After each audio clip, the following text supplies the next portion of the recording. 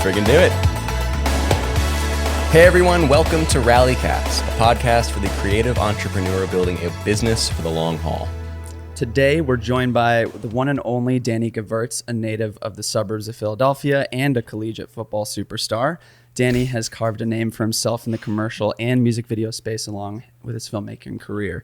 After self-admittedly trying to be Peter McKinnon and realizing he was way too soft-spoken to be a replica, he dove into his own style of being a filmmaking YouTuber. And at the end of 2020, Danny decided to focus on his channel and move to Maui with his girlfriend Anna and his dog Sansa. Now, he's working on his new career of standing under waterfalls, flexing his six-pack, and just generally influencing the world from the island of Maui. Is that all correct, Danny? Most of it's correct. Especially the ab part. Still working out every day. No, thanks for having me on. Glad to be here.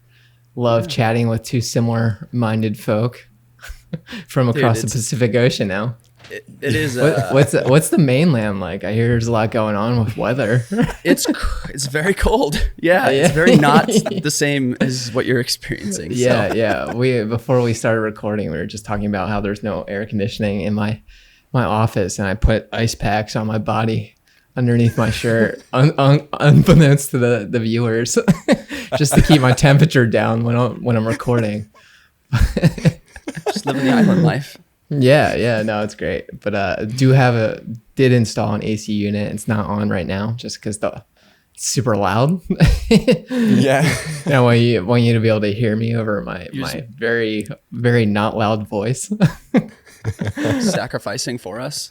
Yeah, doing my best. On a serious note, Danny, we're seriously honored for you to come on here. We appreciate you taking the time.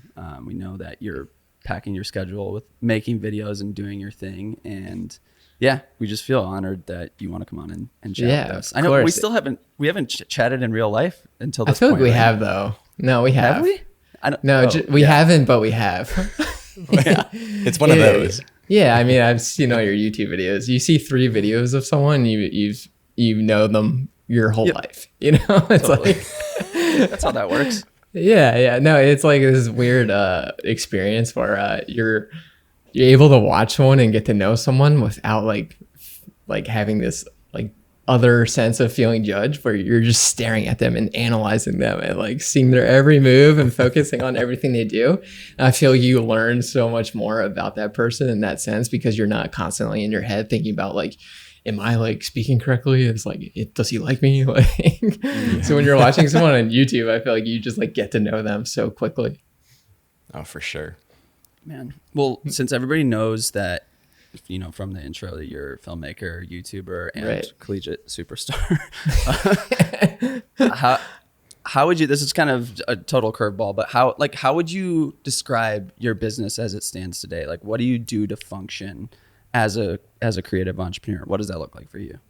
Yeah, I mean, so it was like a traditional cinematography. I was a traditional cinematographer doing commercial work, shooting like mostly like athletic ads for, you know, Nike, like Lululemon, and like a lot of really cool brands and stuff like that.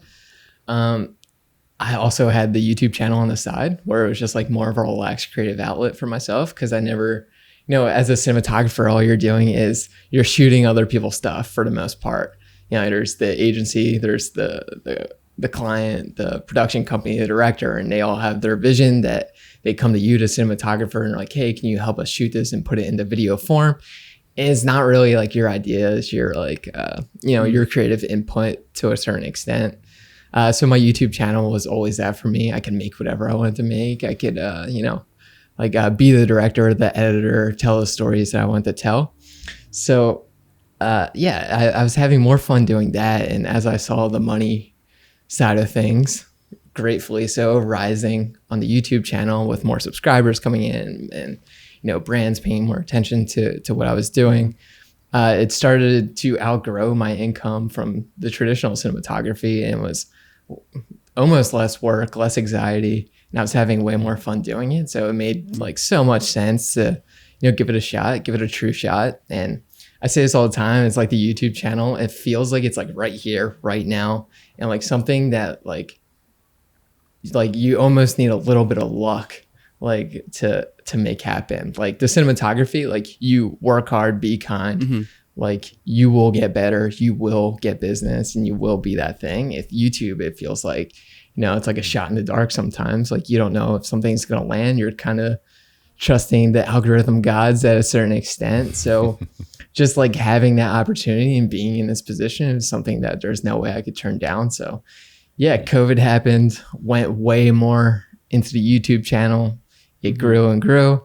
And I decided that I was going to move to Maui, make it a full-time thing, and put the traditional cinematography career on the back burner for now and see what happens. So right now I'm making an income full-time on YouTube, feeling great. It's the best job in the world. It's the best job in the world, right? It's like every day I wake up, I'm like, all right, I'm going to do something cool and film it. And that's my job. It's like, yeah, it's like you don't have to like get client feedback or anything, but I mean, when you work with brands, you have to like be like, hey, can you like review my like 45-second Skillshare ad that you like make me read, like but other than that, like there's no feedback that you have to at least listen to. Obviously you get feedback from the people watching and stuff, but it is like the greatest experience ever, like being able to constantly inspire other human beings who are similar to you every single day. So yeah, it's cool. Awesome, so cool. Do you ever see it? Cool. Did you ever see it like as a business and it could be a business, or no, was that always a dream, or? No, not at all. Like I originally started because like I was, even though I went the traditional path, I didn't learn traditionally.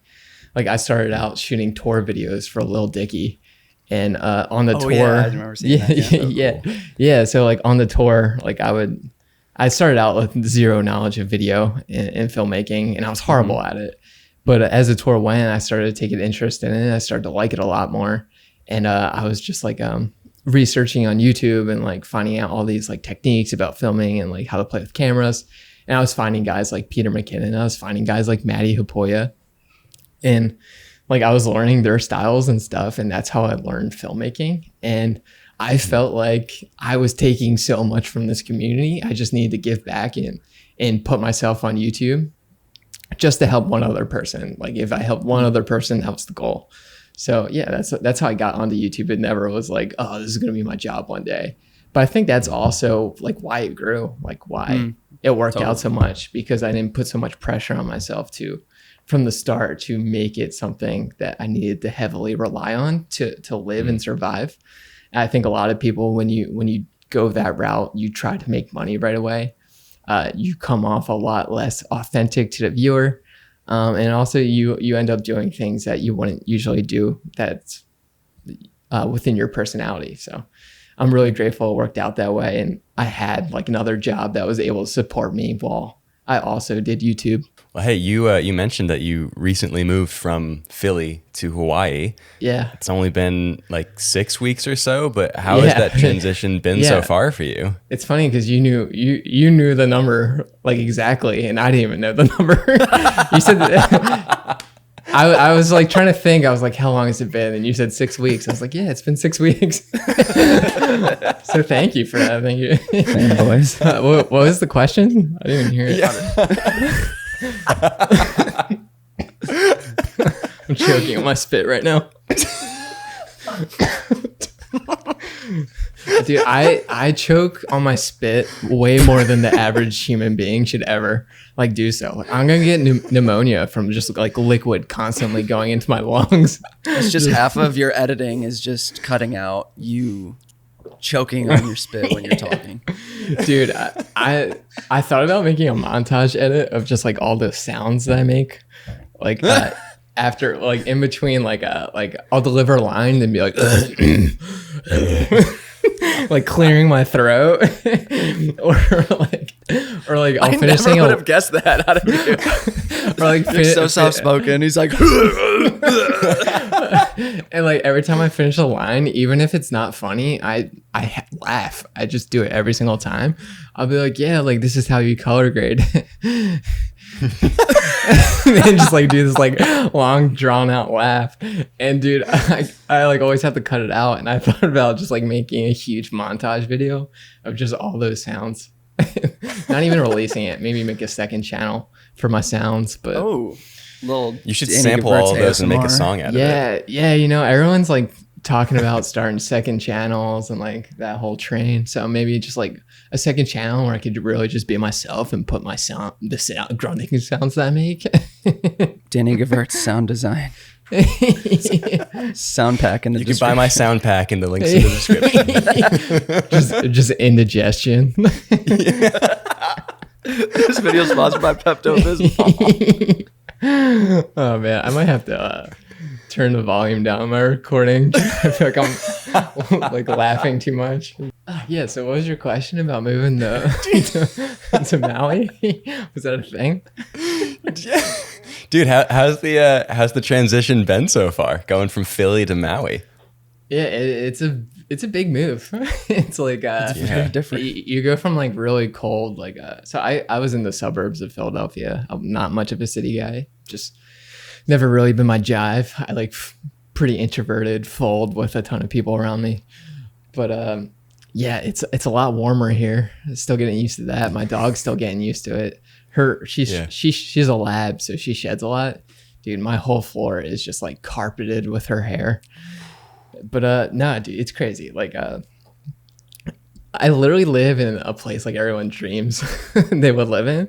Like me, Anna, and Sansa, like every night go and like explore a different beach, like at sunset. And every night we look at each other and we're like, we just laugh and we're like, we live here. like this is such a joke.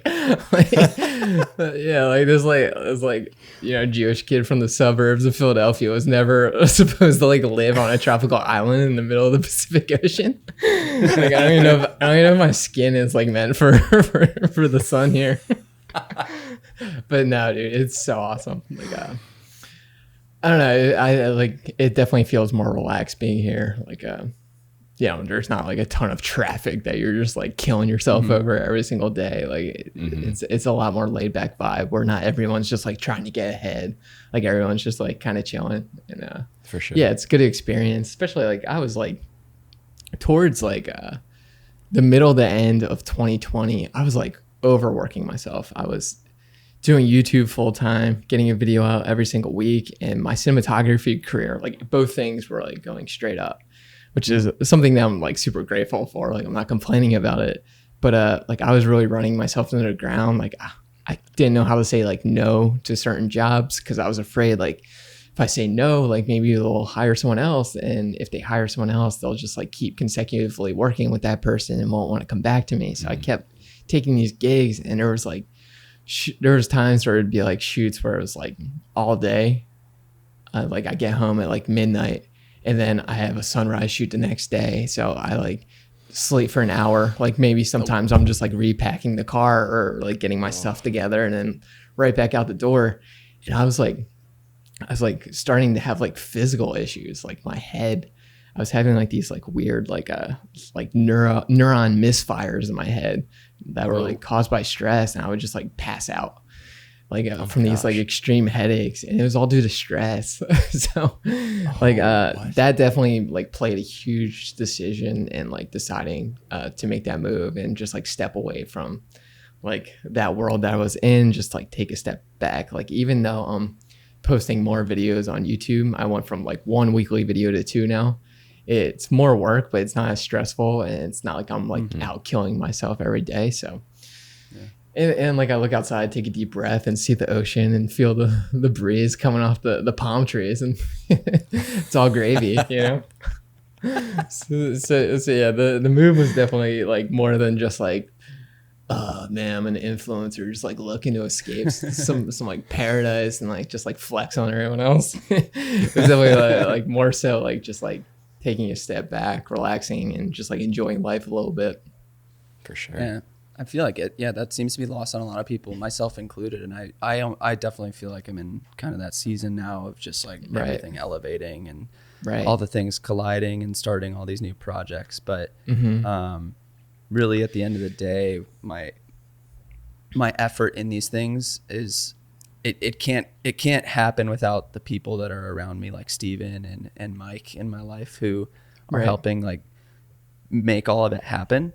But really the goal is like I'm hoping 5 years from now that I can just be like kind of not doing anything. Like I can just maybe show up to a studio and I have an editor who I can pay and give a full-time job to and still, you know, do that kind of stuff, or, you know, kind of make passive income through real estate or other investments or something like that. Because I feel like I'm already getting a whole TED talk from you right now, like where it's happening in my life. Something I found is interesting. Like a lot of like creatives, like are looking to branch out and make money in different areas, because being a like creative and doing creative work is exhausting. It's like it takes like all of you to put out like a creative piece of art. And it's hard to like do that on the YouTube train, like to constantly be putting out these pieces of art week after week. It's not like the traditional, like what, like Picasso probably wasn't doing that. Not comparing us to Picasso one bit.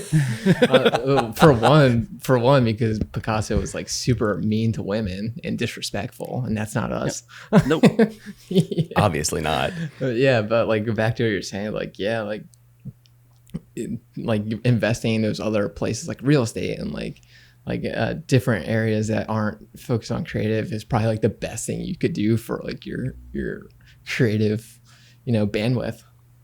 For sure. I feel like a lot of people are trying to find any way at all to monetize whatever hobby it is that they have, just to like keep on like, oh, I can find passive income here or there or whatever.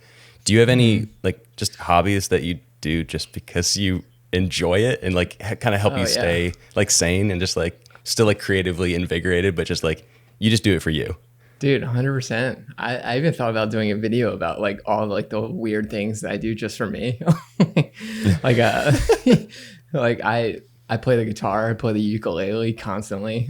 Like, nice. Yeah, like I love music. I love making music. I'm like constantly riding my one wheel around, you know, constantly playing with the dogs, constantly going for hikes.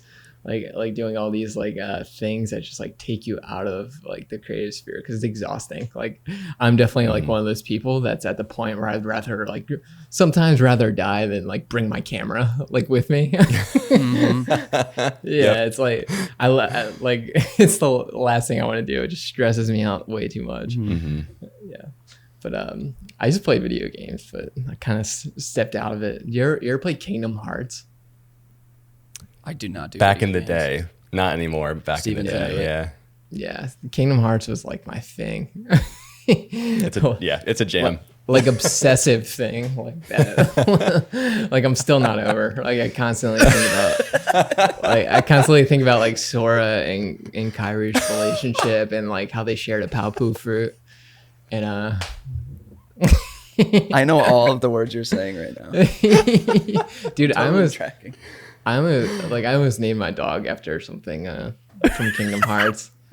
But I Sansa kind of sounds like it could fit in that though. Yeah. But so obviously I named her Sansa after Game of Thrones. I was rewatching the whole thing with my girlfriend Anna. She hadn't seen it.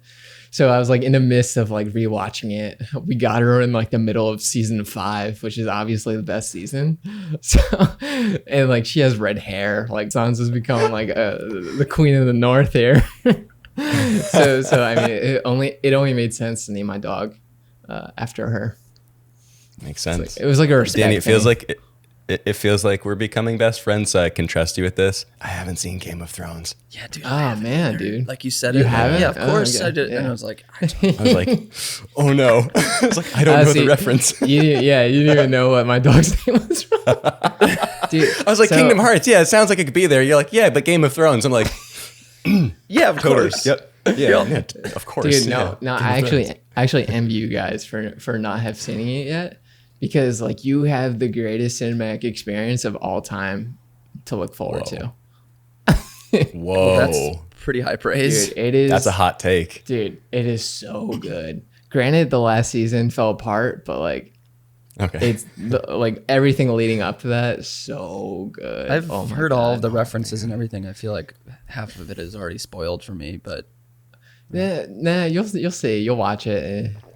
Yeah, that's your homework for tonight. Finish the whole thing.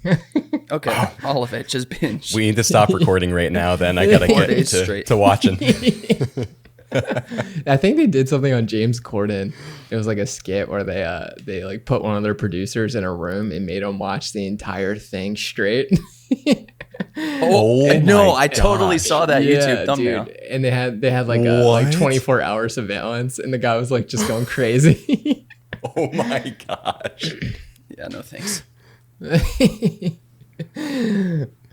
Well, yeah, it's yeah, definitely the like the Dungeons and Dragons thing. I don't know how much I could get into it. I don't know. I'm Yeah. sure I would if I, the cinematic part about it, or everybody says yeah. the story is the best. So Yeah. Well, dude, the cinematics are like unlike anything else. Like even watching behind the scenes of those shows, dude, it's unreal. So I think the funniest thing, as someone who constantly makes like really dark looking images, I like feel for people who like also make dark images, because that's what we like. And like when the feedback is it's too dark, it's like super heartbreaking.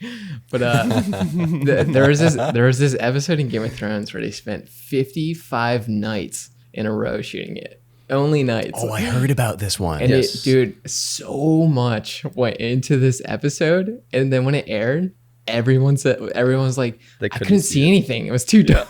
Oh no. Dude, if I was that cinematographer, I would just quit right there. Just I would just move to Maui and start a YouTube channel. Danny, were you the cinematographer? Is that what you did? I wish, man. I wish. real story. Well, you clearly, if anyone's seen your stuff, you have just a wonderfully empathetic and calming and disarming kind of aura when you talk. And you've talked about this at length on your channel, just being true to you and honest to yourself and your personality. And I made a joke in the opening because I did watch that video where you're reacting to like one of your first videos and kind of trying to be like Peter McKinnon. I guess my question is like, if you could maybe just expand on that idea a little bit, and then just how does it feel that people like Peter McKinnon and Maddie Hapoya and huge YouTubers are like commenting on your videos now? Like how does all that feel? Yeah, no, it is interesting because when you were starting a YouTube channel, especially like when I started it, like those are the guys that you had to look up to. Like maybe Maddie, not so much. Maddie's definitely a lot calmer, more reserved. Like watching Peter, like he's the GOAT. Like he is like the guy. Like if you own a camera, and today you know who Peter McKinnon is, and like you've seen one of his videos. So like obviously like when that camera turns on, like it's a super unnatural thing, and it's it's a weird situation that you're putting yourself in. You turn into someone else. Like it's not you. And the first thing that came out of me was Peter, like trying to be Peter, and like boom, like punching the screen. He doesn't do that. But no, I mean, I did that for a while, and I would look back at my videos and be like, what am I doing? Like if people saw this, it'd be like, who is that? That's not Danny. Like, so like little by little, like if you watch my videos from beginning to now, please don't do that. Just like, I've even went back and unlisted some of them because they're like way too brutal to watch. But if you do that, like you like slowly and incrementally see me just like making my way to myself, because it does take that practice and those repetitions to feel comfortable enough in front of the camera to feel like your personality belongs there in front of that camera. And it took me a while to get there. And it's interesting enough, as soon as I got to that place where I was finally being me, that is when people started really watching, people started subscribing, the channel really started to take off the way that it did. Because like I've said this in a video before, it's like human beings are amazing at knowing when other humans are not being themselves and they're playing a part. Like doesn't matter who you are. Like you can look into someone's eyes and read when they're not being them. And that's what was happening. People saw that was not me.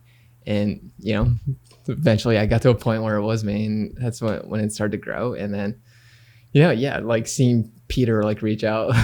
Peter, so I was having like the worst day ever, like 4 months ago. I like had just like fallen off my one wheel, smashed my camera, broken my foot. Just like terrible events had happened. And I'm like trying to walk my dog like in the snow or something. It was like the rain, like 1 foot. And I guess I like peeked at my phone during the rain, which is like number one clue that I'm a serial killer. Like, why would I do that? Now that I'm putting the pieces together in my head, it's all starting to make sense. but I open my Instagram and my notifications. I'm a big deal. I get a lot of follows on Instagram. Just kidding. But like there's all these blue like following things, and like every now and then it's like a white like thing, like a white square, and that like means you followed someone and they followed you back. And I was like, oh, who's this?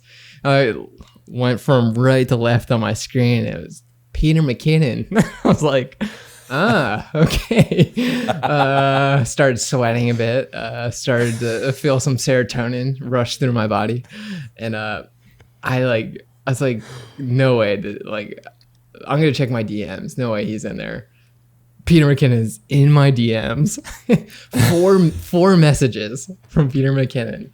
It took me 6 hours to open it just because I was like panicking. I didn't know what to do. I screenshotted it and sent it to all my friends, sent it to my girlfriend. Like, look who like sent me a message and followed me. It was like going crazy, and everyone was like, "What'd he say?" I was like, "I don't know. I didn't open it." But everyone's like, "Please open it right now." I finally built up the courage after a pep talk in the mirror to open it, and it was like the nicest, funniest, most human message ever. It was just like him being like, hey man, like saw your channel, I really love what you're doing, I'm really happy that you're in this space. He like made a bunch of typos and like laughed at his typos. I was like, oh my god, like this is like the coolest experience of my life. Like Christopher Nolan could have DM'd me and I wouldn't have cared, but just like, you know, it's like YouTube has this like thing where you like get to know the person so well, and like, you know, you really look up to like your idols on YouTube. So no, that was a really cool experience. It like, you know, it gave me this like sense of validation. Like I don't know if I needed it, but maybe I did. But no, it's really cool that people are starting to recognize like all the hard work, because you know, YouTube can suck from time to time. Like it's a ton of work, and a lot of times you don't see that work paying off, but when it does, it does. So, I mean, speaking of validation, you just crossed 100,000 subscribers, and you're like quickly just raging past that even more. What do you, what do you see long term? Like, what do you see in the 5 to 10 year window? How do you see yourself pivoting if YouTube isn't the thing you want to do, or if YouTube isn't a thing anymore? Like, how do you feel about all that? Man, I wish I knew. I'm like kind of just like riding the wave right now. Hoping it doesn't barrel over top of me. I live in Maui, so I use surfing terms, just like to talk about life. But dude, I don't know. I mean, I listen to like a lot of like I don't know why I grabbed the pen. It's a nervous twitch thing. It's just because I don't really know how to answer the question. But I've like been seeing. I've been seeing like a lot of like or listening to podcasts where people are talking about like, you know, the future of business on YouTube and stuff. And like, you know, like big brands aren't like putting like a ton of money into like their Super Bowl ads anymore, because all these brands are like, oh, why don't we just like spend less money and put it into a more focused area in these creators and like hit a more targeted market with more engagement. And I think we're going to keep seeing that. And I think YouTube is specifically the best platform for those brands to come to, because, you know, the engagement on YouTube is like no other. Like, there's like, when you have your core following, like they trust you, like whatever you say. And that's also why I have to be careful as a creator. Like I can't just like be like shoving any brand down their throat, because I like know these people care and trust me, and I don't want to like backstab them. Like they're my friends at this point. Yeah. But I think YouTube's going to continue to grow as a platform. Hopefully. But no, if I can keep doing this, like keep making these videos and just having fun, like I would do this the rest of my life, like no doubt. Like any job I've ever had before this doesn't even come close. Although I was a lifeguard at a lake one time. You look like a lifeguard. Thanks, man.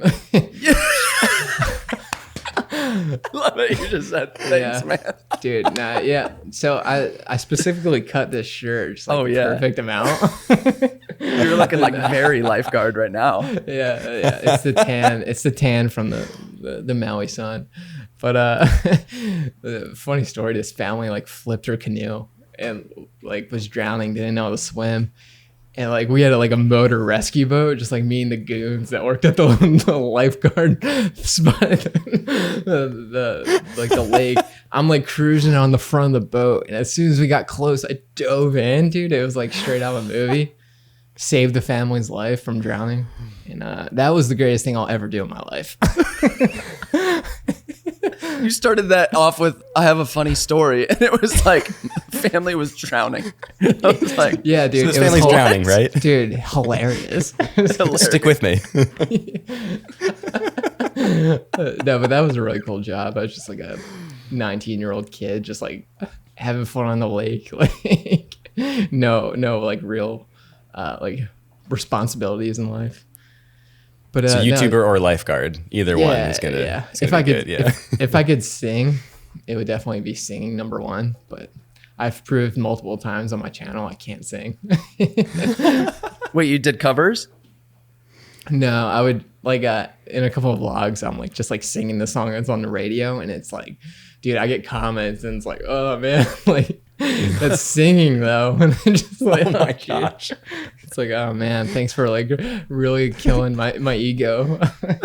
I think it was your first video of 2021 that you made. It was the real advice to creators starting their channel in 2021. Right. You kind of emphasized how tough it is to stay consistent making a YouTube channel. And you know, you referenced a handful of times in your own path, you know, you just kind of wanted to quit. You just were like, okay, I'm throwing in the towel, I'm done. In those moments of discouragement, what helped you persevere and kind of maintain the long view, so to speak, for your channel? Right. Yeah. Oh, man, I don't know, just insanity, maybe. Just like just like my ego thinking that it's gonna work out, possibly. It's almost, you have to believe that. It feels like when you take a gamble on yourself with any kind of entrepreneurship, you have to have that sort of crazy side of you where you fail over and over and you just keep going still. Right. Yeah, dude. How long have you been on YouTube, Eric? It's been about 3 years now. I'm kind of at a crossroads now. It's like I don't know, because we're starting a finance channel as well. Nice. I'm doing that with Mike, and we obviously have rally caps going now. But I'm kind of getting to a place with my personal channel where I do want to start making more narrative pieces. I do want to start doing a lot more of, like, you've really inspired me to want to kind of like flex the muscle that I know I have, but never really share with the world. Right. Of like actually putting together like a good quality story outside of making a wedding film. Because really the only time I ever like flex that muscle is when I'm making a film for a couple, and I'll go like all out for doing that. But I'm really, really interested in getting into more narrative pieces and pieces that are just like special to me, and maybe telling a story of my family or people in my life or my city. And and I do think that people will definitely resonate with it, but it kind of gets squashed by the fear of like pursuing the thing and doing, performing for the algorithm, and only wanting to make videos that you like are pretty confident will do well, if you will. So Right. Yeah. Dude, I feel the same thing. I'm always in a situation where I'm like, I didn't learn all this just to teach other people, you know, like, and I don't, and like, I think like most like of your core subscribers, like, I mean, hopefully most, I mean, I don't know, like if they don't support you in like wanting to like actually create as a creator, like that's on them. Like that's not like a reflection on you. And like I think like there's nothing more beautiful than like being able to tell another person's story and like giving them like a platform that they would have never had, you know. So dude, there's a lot of good you can do in the world with telling these stories, and I don't think it should go to waste. And like just for the sheer fact of trying to like make someone that you've never met happy, who isn't going to support you in like your life decision, you know, like, so, I mean,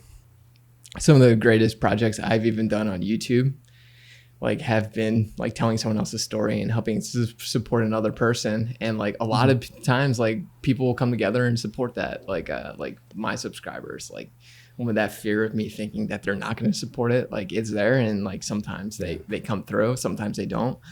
But yeah, like you saw the Dan in Africa?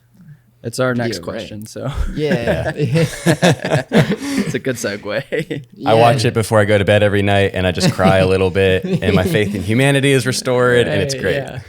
Yeah. So that was like, I mean, it wasn't meant to be this way, but that was like a good example of like combining something for YouTube, and also like using my skill in storytelling to help share a message. Like it wasn't like the most cinematic experience of all time, but it was like this really well put together story that lifted up someone else. Like, and like that's why I got into it. I wanted to tell other people's stories, and like I was able to do that, but also keep it like engaging for like a YouTube audience almost. I don't know. Yeah, but yeah, that was a cool thing. It was probably aside from saving those people from the lake, one of the greatest things that I've done in my life. Danny, I remember sitting outside of my studio building in my car finishing that film and just being just being awestruck at the kind of move you made to make that happen. And so we'll just give a little bit more context. Your friend's name is Dan. He's from Entebbe, Uganda. He's a super talented filmmaker in his own right and had very limited gear to do so. And you launched a GoFundMe, raised $20,000 with your subscribers. How much did it end up being? Well, the GoFundMe raised $14,000, and we got like, over $8,000 in gear from brands. But yeah, it was so to give a little more about that story. So I was shooting a brand video for a company looking to do like a give back program in Uganda. It was kind of like the Tom's program, like a meal here is a meal over there. And while I was there filming for the first time, we were going through this market, and I noticed someone with like a camera, and I was like, oh, like, who's this guy? And we got to talking, and it was Dan. And, we stayed in touch when I left for years. Like we would talk from time to time, and then I went back to shoot something else for that company 3 years later, and I was like, oh man, I would love to meet up with Dan and like shoot something with him. I didn't know what I was gonna shoot, but we met up. I ended up just like hanging out with him for a couple extra days, shooting some stuff around, and I had all this footage of him. I was like, you know what, like I'm gonna like make like some kind of video to like help like raise money to get him some proper gear. Like it doesn't have a real camera or anything, but I knew he was like, it's like this super awesome dude. Like he's so like, he's like probably smarter than all of us combined.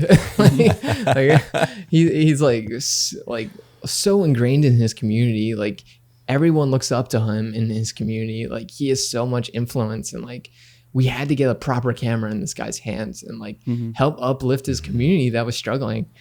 And like I got home, put together that video, and attached a GoFundMe to it. And the subscribers came through. Everyone supported what was going on. In a week, we hit the goal and then some. And then a couple weeks later, I flew back with all the gear and we filmed it and put together a little video about that process of getting the gear, his situation, giving him the gear, showing him shoot, and just like giving him a chance to thank everyone. And it was this really, beautiful moment. Like, I'm not like, I got so much I actually got the most negative kickback that I've ever gotten from that video. People throwing the white saviorism thing in my face. Sure. I got death threats. It's crazy. People making fun of me for publicizing my philanthropy, which is really tough because Dan is a really good friend of mine, someone who was struggling and someone who I deeply cared about, and we were able to help change his life and help lift up his entire community by crowdsourcing, putting all this together. Yeah. And just from showcasing it and putting it on YouTube and all these people seeing it, Dan's been able to grow his own brand. People are reaching out to Dan for work, companies that have something in Uganda are hitting up Dan to shoot it. ArtGrid hit him up to shoot stock footage. He has 22,000 subscribers now. 22,000 subscribers. He can monetize. He can do affiliate links. This guy can is gonna become the next Peter McKinnon. He has that ability. He has that personality. All it took was just somebody just helping shine some light on him. And there's people in the world that want to hate on us for doing that. I think that reflects more on them than it does us. Yep. And but no, it's definitely, as you can probably tell, it's something that I'm struggling with, dealing still with the hate from that video, because that video is still growing. I think it just passed 400,000 views, which is a lot for my videos. And once it gets out of your core subscribers and starts hitting people that don't know you, and people are feel free to say whatever they want and judge you, and just from the split seconds of seeing you. So I'm definitely getting a lot of really bad kickback and been struggling with it. But at the end of the day, I know I helped one of my best friends in this world achieve his dreams, and that's all that matters. So I'm glad that you guys are supporting it and are pumped about it. Dude, yeah, it was arguably the coolest thing I've ever seen on YouTube. Eric and I actually FaceTimed each other later that day. We're you saw Danny's video, right? Yeah. Oh, that's awesome. Did you cry too? Yeah. Okay, cool. We're on the same page. It was absolutely beautiful. Thank you. I appreciate that. Yeah. Dude, you saw his reaction, when he got the camera, there's never, I've never seen such pure, genuine happiness in my entire life. And we cried because we felt that, we all saw how much that meant to him. And just the fact that I have a YouTube channel and I'm supported by people who wanted to support that, man, that is also you are doing exactly what you need to do, Danny. This is what you're meant to be doing. Don't stop. So back to your point of what keeps you motivated through all this, is YouTube the future? Being able to do all those things, that answers it. Yeah. It's epic, dude. Yeah. We constantly go back to creative people and talk about why the foundation of your business and your entrepreneurship or whatever it is if there's no foundation of a why and a purpose in that sense, then it could just be so unbelievably unsustainable. Totally. And so it's so easy to get caught up in comments and analytics and numbers and money and business practice. But at the end of the day, it's just so unsustainable if you're not doing what you want to be doing. You don't feel like you've been doing what you've been put on the earth to do, Right. Absolutely. I know you you definitely know the comment situation too. I've seen you post on Twitter some of your comments, dude.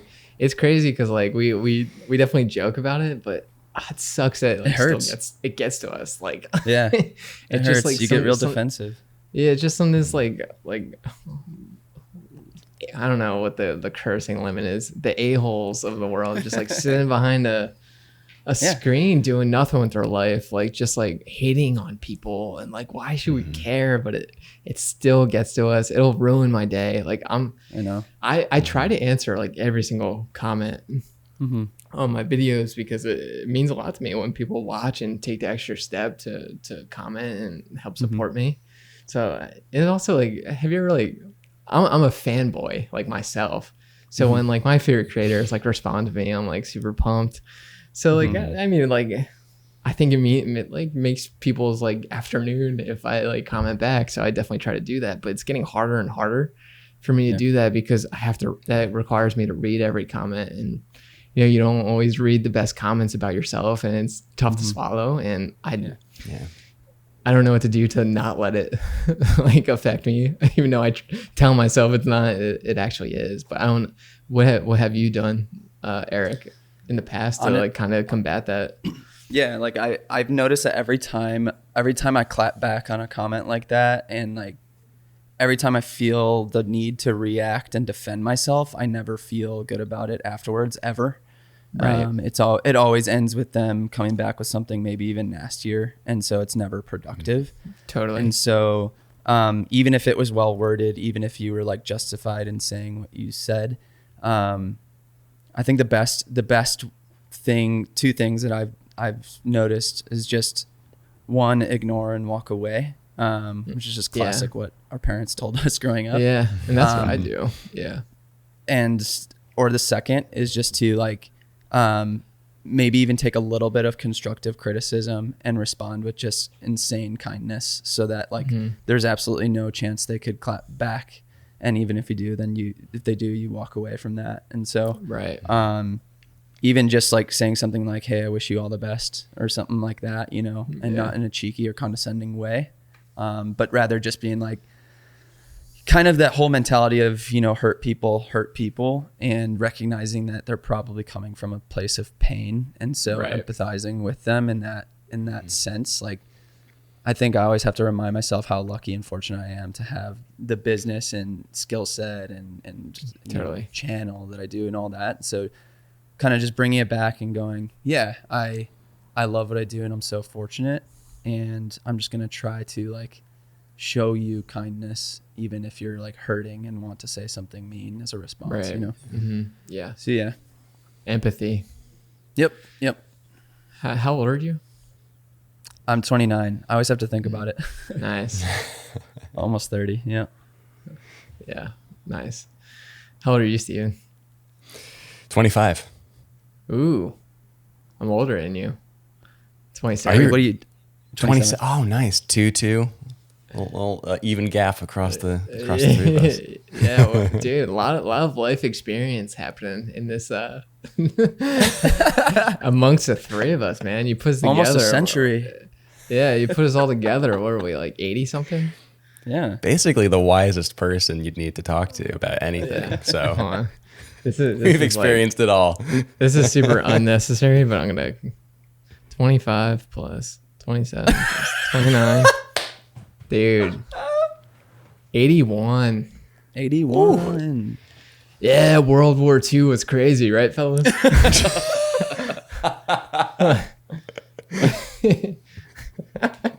Imagine us in the military. Oh my god, no, just man. like a bunch of like creatives on YouTube. Like, would be a bad army. Would be very bad. Dude, we'd come back with some sick visuals. We got a hand-to-hand combat. I was hitting him with a gimbal. Like vlogging. I'm like, so you can see back there, we got sniper. Oh, my audio's peaking. Oh shoot! All right. Yeah. I can't. The title for our video is like, I can't believe this happened. It's like me getting shot in the face. Oh man. Well, yeah, dude, I mean, nothing better than some World War II jokes. Am I right? Yeah, funny story.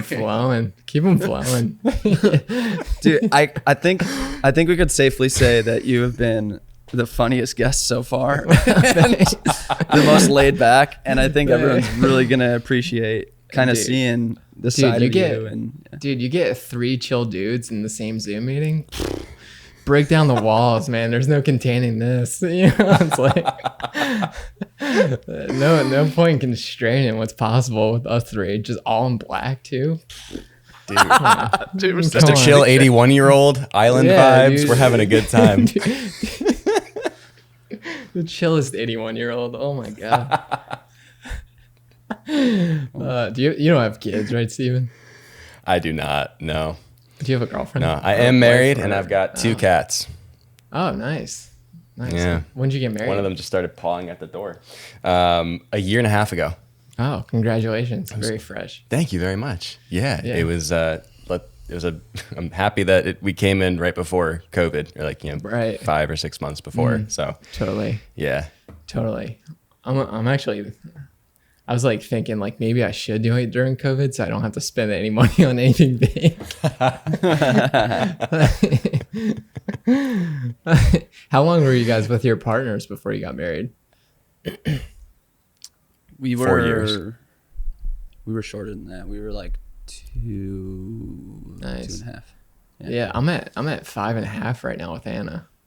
No way. We'll see.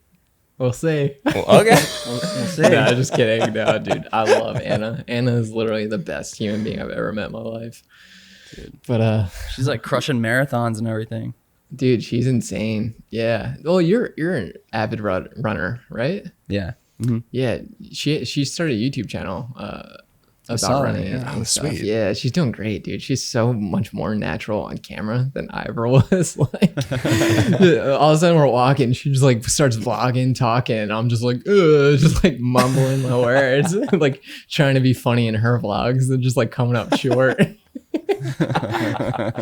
She's a star, dude. I was like always afraid of like pushing people towards her channel because I don't want a bunch of like filmmakers like subscribing but not watching and crushing her in the algorithm because they're not clicking when it's recommended.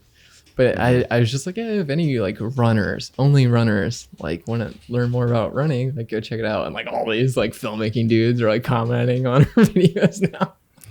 So I don't know if it helped or what, but she's I think she's at 700 subs right now, which is like Let's go. People, huge number. 700 people. I don't even know 700 people like in real life, right? It's like people are like, oh man, like it's not that much. I only have 10,000 subs. I'm like, what? Like you can fill a college football arena. Like, I know. It's crazy. Yeah. I don't know how this transitioned into talking about getting jaded by the numbers, but bring it back. All right, gang. Just 3 chill dudes reeling it in. Here we go. Yeah. Huddle it up, combined into our mega 81-year-old.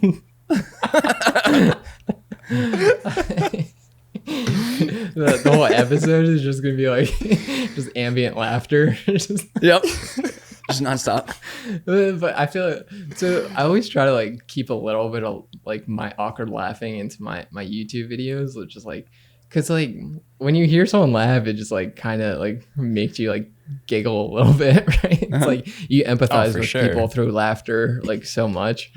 So I definitely like purposely leave some of my awkward laughter in there. It's good. You have to. You have to like poke fun at yourself a little bit too. Yeah, self-deprecation is like the funniest joke of all time. Yep. Oh yeah. Yeah. Plus, in this context, I feel like people like to laugh along. If they see a group of people laughing, they're like, "I'm in on this too. This is funny. I like this." Yeah. Yeah. I took a class in college called the Philosophy of Laughter. I don't know how this point is relevant. Maybe it is, but our professor would make, this was way pre-COVID, by the way, but our professor would make the students stand back to back and just start laughing. I keep hitting this and just start laughing. Really? And like when one person would start laughing, like it was impossible to not start laughing. Just like feeling them like laughing behind you. That's so interesting. Yeah. That was the greatest class ever. We would watch like South Park and like just like, and then break down like why things were funny. And it's just Oh like, man, breaking down why South Park is funny is dangerous.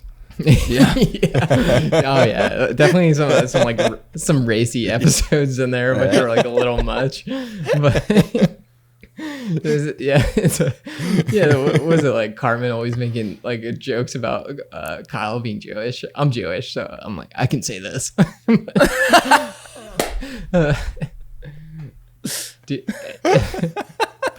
I never watched South Park. I'm like, I don't even know who anybody is. Oh, you've never seen South Park? I know like It's Kenny. like the Game of and, Thrones like, situation all over again. yeah, it's all over Oh again. man, I Cartman, just Cartman. like consume like TV shows and media. That's the one thing. That's the one thing with kids is like I can't watch any TV. Yeah. Like that's pretty much out of my life now. Like we'll maybe watch a TV show before bed, but it's usually just repeat of like Friends or Schitt's Creek or The Office. Oh, dude, Rip The Office. Man. Dude, well, it's still on. It's on Peacock now, right? Yeah, I don't mess with that. But it's on Peacock now. Yeah, but like, who hasn't already seen it? Like Right. at least 3 Yeah. times. It was on there for like 10 years. People were like, "Oh, I didn't get a chance to watch it." I'm like, "You had 10 years. you had a lot of time. Yeah, You like missed your got shot no one if to, you haven't seen yeah, it. you got no one to blame but yourself. Like, Yeah. for one of my videos, I like did a "that's what she said" joke, and obviously you can't not put a Michael Scott clip directly following it. So I like downloaded like I like ripped it off of YouTube, like every "that's what she said" joke from The Office. And dude, I sat there for 10 minutes in tears laughing. It was just like, The compilation. dude, it is like Michael Scott it has to be one of the greatest characters of all time, right? It's like Undoubtedly.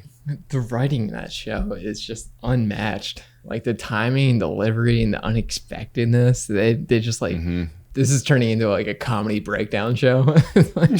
Well, we posted like a stocks video on the finance channel yesterday, and my buddy Daniel commented on it, and he like made a joke about the video he just made. He was like, 40 some well, but have you like lost 40 some $1,000 in trading options? I hear all the cool kids are doing it. I just responded with, yeah, that's cool and all, but have you ever like promised college tuition to 30 children and then not been able to deliver? It's the most uncomfortable Still the hardest episode in to all watch. of television history. Oh man, Hey, Mr. how's Scott. do you find it easier or harder to make content for the finance channel compared to like your photography? It's already so much harder just because I'm not an expert. I say I'm an expert. I'm not an expert in photo and video, but I know a lot more about it than finance. The awesome thing about YouTube is like it's easier for people to relate when you're not an expert. In like for YouTube, you only need to be one step ahead of someone else to make a video. Right. Like if someone can just learn one step into the future, that stuff is way more valuable than like trying to look like deep into like these like financial gurus. So I think like for someone like me who knows absolutely nothing about finance, like very poor. I think I like when we first started talking, I was talking about how bad I am at my finances. Like learning from someone like you is much more digestible and easier. And I think I'm definitely not alone. There's probably a huge market for people like me who would definitely enjoy your channel. Yeah. We're really excited. We're kind of just trying to get a few videos out there and trying to see what works. But I think we're really going to thrive a lot more with like flipping stuff. We want to like run around town and grab free stuff off Craigslist and try to like flip it online, that kind of stuff. Oh, that's awesome. Yeah. Yeah. Just like those like kind of like experimental type videos. Yeah. And just I like love run around. those. We'll do like a lav mic and a C200 and just kind of Yeah. It's definitely one of those where you're excited to see like what happens based off of like how much you could make off of something you virtually got for free. Yeah. That's the best style of YouTube video there is. Yeah. It's like what I kind of want my channel to be. Like, Right. You ever watch the Yes Theory? Oh yeah. Yeah. Oh, I mean, in a dream world, like that's what my channel would be, you know. Fortunately, they took a lot of good ideas, and COVID happened. Yep. Like taking strangers skydiving, like that's like the cool stuff ever. It's like getting out your comfort zone and just like taking strangers along with you and like having like all these like unexpected like twists and turns along in your video. It's what obviously audience retention rate's huge, and that's what keeps people watching. Not like, this is how you do sound design. Like my latest video, it's just like me talking about like filmmaking techniques, which is like the bane of my existence, to be honest with you. Well, it feels like those are like the two sectors too. There's like education and entertainment. There's like, okay, do I want to go to YouTube to learn something in whatever genre it is, or do I want to like watch a mini like TV show almost? Like a lot of the S Theory stuff in particular is like a 20-minute like almost reality TV show, but it's so cool and so digestible. Totally. Yeah. And like, I don't know. I'd rather my channel be entertaining than educational and inspiring. Dude, I'm literally making. I didn't even tell you. Sorry, I didn't mean to cut you off. No, you're good. I didn't tell Steven. I came up with a new idea for my sponsor video next week, and it literally, I watched your video today, and I was like, this is exactly what I was going to talk about. Oh, it was literally. I still might do it. It's something. It's gonna be something like photography or filmmaking. Like, which one would I choose? Because people ask me that a lot because I do both. Yeah. And then I was going to talk about appealing to two senses and blah, blah, and I'm watching the video. I'm like, this is the same exact thing. Dude, my bad. Like, dude, it's funny because like, did you both see the video that I posted today? Yeah. Oh, nice, dude. Love your guys' preparation for this podcast. It's like that's like why I'm here. You know, I just like love your grit. But I appreciate like, it, dude.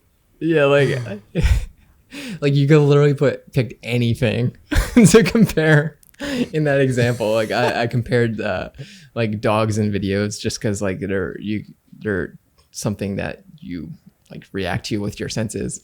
Like dogs, you can react to with 5 senses, even though taste is a bit of a stretch. And video, unfortunately, is only 2 senses. It's visual and audio.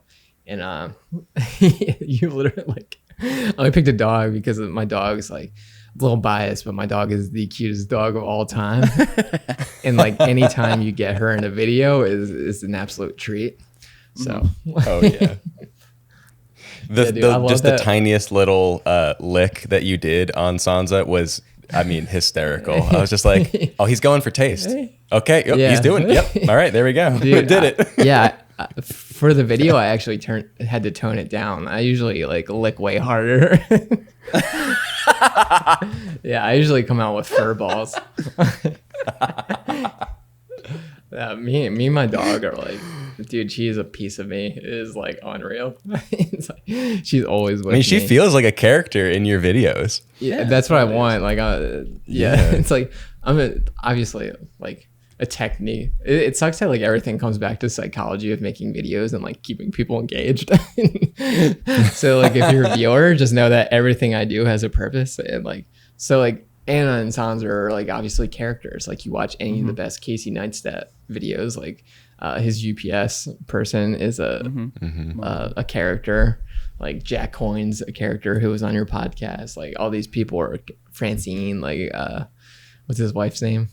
Candace. Mm-hmm. Yeah, like all these people are characters, and like same with David Dobrik and all the successful YouTube channels. Like you're watching, you're like, there's that person, there's that person. It's kind of like its own like little sitcom. And so I'm trying to integrate more of that into my videos and create it more than just an educational experience, more entertaining. I'm very interested in kind of stepping away and doing like a full kind of audit of my own channel, and just being like, do I want to, I almost kind of want to just take a month off and like make brand guidelines almost, and just be like, okay, this is going to be the target every single time, you know? And then it almost feels like that will take a lot of stress away from dude, making like things. Like usually in those types of videos, it's like vlogs where you're introducing characters. Dude, vlogging takes all the stress away from creating, because you're just reacting to situations and just documenting. And like things just naturally flow, and it always turns out like a product you're really proud of because it was something you experienced and it was truly you, and it's like the world that you're living in, and like it's entertaining for people. It's really awesome. So I've definitely found that vlogging has been like a great way to integrate those elements and kind of create like these slight turns in my channel, like away from being strictly like this is a lighting breakdown, because like that's not something I care about. Like I know lighting, like yes, I want to help my subscribers and my community, which is why I do it, and I know it's beneficial for them, but it's not sustainable for me to keep doing those videos because I truly do hate them. Like I say this in my videos, like even after the tutorial on sound design today, I was like, yeah, like I hope like that was helpful for you. I'd much rather be talking about anything else, but I thought it was important. So yeah, like finding ways to like make a mix and match of like the different content categories. Like I even like in my notes pad, I'll pull up my notes right now. I have like a running list of all of my YouTube video ideas, and it's like endless ideas. Like, and every like there's like subject lines. One's about being a better filmmaker, one's being a better human, one's candid conversations, just like talking about anything. Like, what do I have on here? Don't steal my ideas. Oh, I'm writing them down right now. Like something I talked about earlier, like I might make a video about like just candidly talking about how I got a death threat on YouTube and like how that makes me feel and stuff. Then I have a category that says for joy / experience. So me just like going out and doing crazy stuff. I have a video coming out, I think on Monday. I think it's going to be Monday. I did a vlog going up, and I never shot the Milky Way before, like no experience. I was like, I'm just going to like, today I'm going to try and figure out how to shoot the Milky Way and go do it. And just like this experience of going out and shooting it, and like the photos sucked, and like it couldn't even see the Milky Way, but it's just like this really cool, fun experience. And like these videos are made specifically just to get me from out behind this desk that I'm sitting at in front of this like traditional YouTube talking head scenario, because those just get boring after a while. It's just like the same thing over and over. It's not good creatively for me or entertaining for the people watching. I agree. I've been here like I want to shoot a film on super 16 millimeter. It's just like tutorials is another list of things. Just like I try to stay away from because I hate doing tutorials. But just trying to break it up into like different categories just to keep it fresh for me and fresh for the audience. I think if I'm feeling fresh, then it's going to come off that way, and it's going to get a better reaction from the people watching. Are we going to get a tutorial on how to get the 6-pack abs that you have, or is that is that not lined up yet? No, definitely not. I definitely want to do it. I would love to like integrate fitness more, but I feel like it's like too cliche for me to do. Like I don't know. Maybe it's not cliche because I do care about it.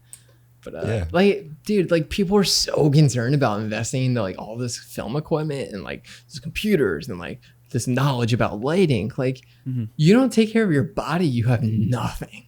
Like I can't tell you how many shoots I've been on where it's like a legitimate like physical struggle, and like if I wasn't in shape, I would have been able to perform this job or be the right person for this job or even gotten hired. Like I got into shooting for Nike and like these huge companies. I don't know if you ever heard the story, but like I got so trying to think how to even start this story. Do you know who Odell Beckham Jr. is? Oh yeah. Yeah, he's like one of the most famous American football players in the world. And he's like incredible athlete, like superstar. So I was doing like boring videos for his physical therapist, and he had suffered a knee injury at the time when he was still in the New York Giants, and he was talking to his physical therapist. He was like, "Oh, like man, I would love a video just to show that I'm ready to get back, and like show that like the knee's good and like I'm cutting good, I'm running well." And he's also like up for a new contract, and he wanted to like prove that he was ready. And the physical therapist that I was working with was like, "I got a guy who might be able to help." And he called me and was like, "Hey, can you come out to LA tonight?"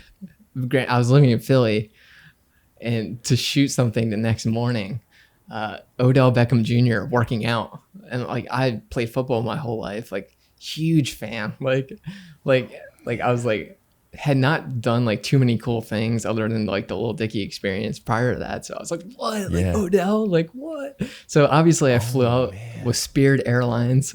Oh yeah.